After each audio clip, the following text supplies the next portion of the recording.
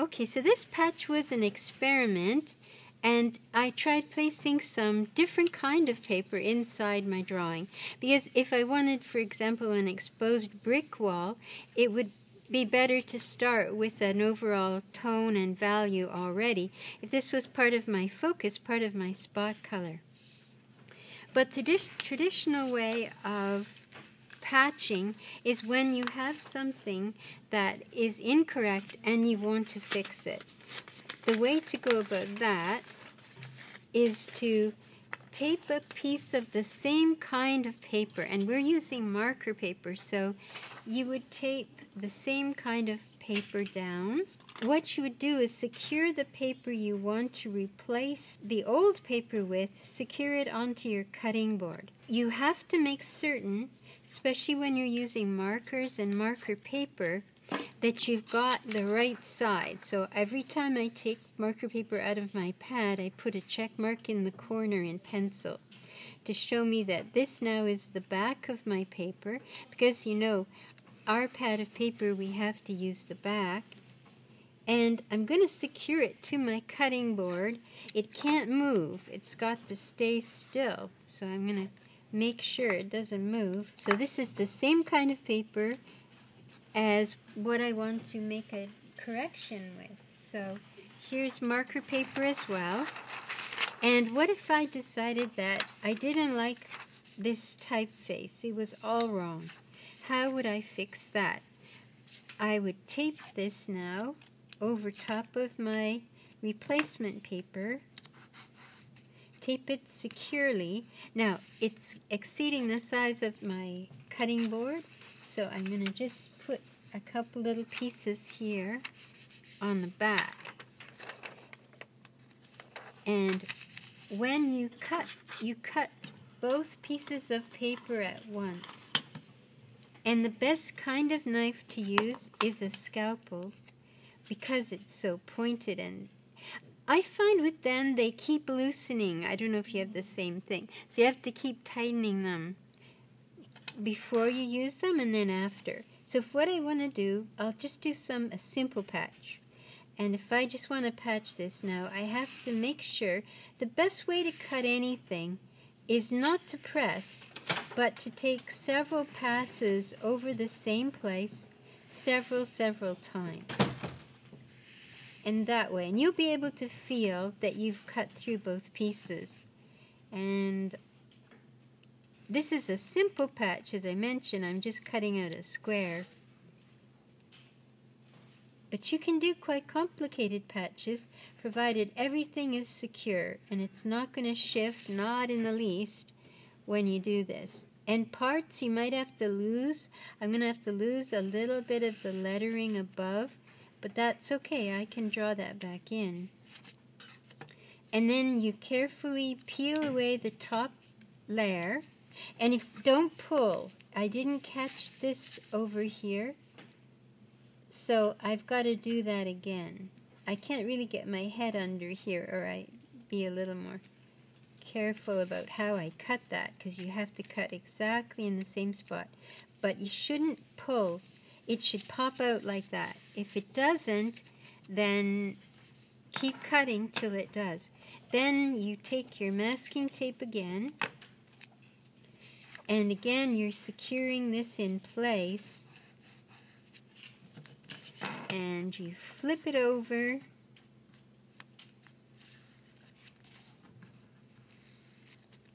and tape on the back. Now, even this part, be careful, because if it's not cut all the way through, you have to do more cutting, more careful cutting, because you don't want any gaps.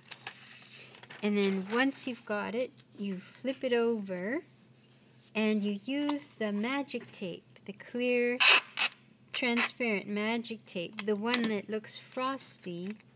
That's the one you use.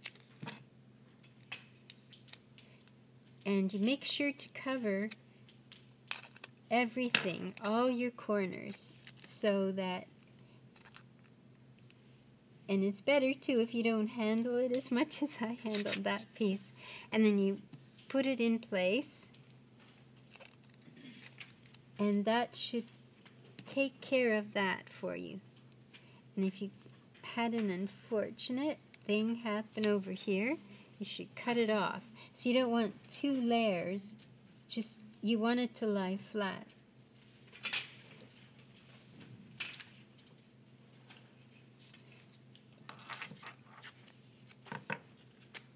Oops, wrong tape.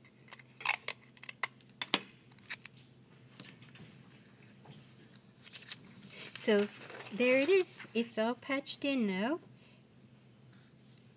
And you can go ahead and do something different in that spot without any problem at all. And this can really help for unfortunate things that happen. They're going to happen, so it's nice to have a way of correcting it. Now, this experiment that I did, I had in mind an exposed brick background here as part of my spot color. And it also, having a darker wall and a wall back there, leads our eye into the composition. So that was my thinking. And then for that, I would use my pencil crayons. And if you can go back and get your original vanishing point, that would be the most secure way to do it. Otherwise, you'll end up with I won't do a whole lot here. I'll just do a little bit, so because I think I'm a little off to get this to be correct.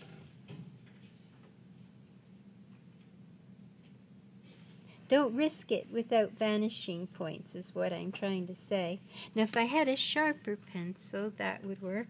You also have some ink pens, white ink pens too, that would help. This is something, I don't know whether I showed you this or not. This is a gouache pen. It's a Sharpie, but it's fantastic. It looks very fat, but you can get some fine lines with it too. And it will really show up on colored paper, maybe too much. So you can dot it with your finger if it looks like it's too much. Well, it's still wet, but it dries pretty fast. I've never tried it with the ruler. We could try it with the ruler and see.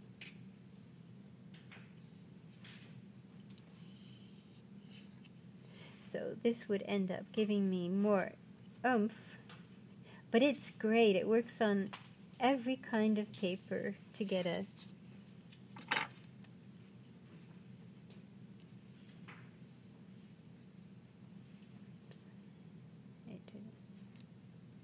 But if you catch it before it dries, you can correct anything you want to correct here. So that's Sharpie paint pen. It's a paint pen. What's good about putting the white in a little more dramatically is that it brings back some of the original color of the paper so that this doesn't look as cut out and stuck on as it did previously.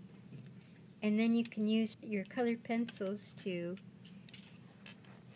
dress this up a little bit, make it more the color you want it to be. But starting out from white paper, it would have not worked as effectively as starting out with this paper. And then you can put a little shadow. You can also go over the white part to make it stand out a little bit less, because some of these walls are a bit distressed and they're not perfect bricks. To taper it off at the side, you could even have, you know how sometimes there's the plaster, the bricks start dissolving and there's more of a plaster over here. You could even do that. So just a couple of examples of how to patch and correct mistakes, or supposing you had a beautiful color for your cushions and you couldn't get the same effect with markers and you thought you might like to try patching in a piece of colored paper, that might work really well. It might work better. And also on bricks and things like that, this you can smear with your finger. You get it on, and especially over colored pencil, because the colored pencil will make a waxy surface. So, but there are some of these bricks that they just kind of break up over here. Start breaking up. And if that's how I wanted to do the whole thing, start breaking up some of these too. So it's a little bit almost like painting once you get going. But you do have gouache paint too, so you could use your gouache paint in the very same way to do this kind of thing.